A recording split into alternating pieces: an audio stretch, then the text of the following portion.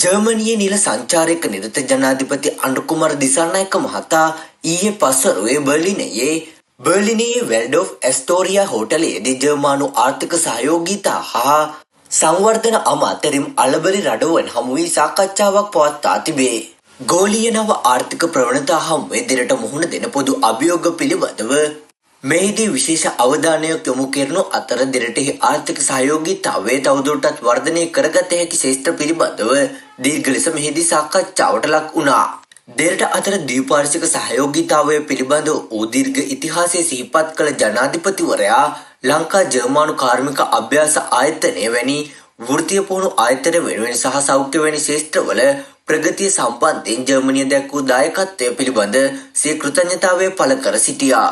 එම දායකත්වය හා උනන්දුව අනාගතයේදී අන්‍යෝන්‍ය වශයෙන් ප්‍රතිලාභ සලසන තත්ත්වයක් කරා වර්ධනය කිරීම පිළිබඳව මෙහිදී සාකච්ඡා කෙරුණා.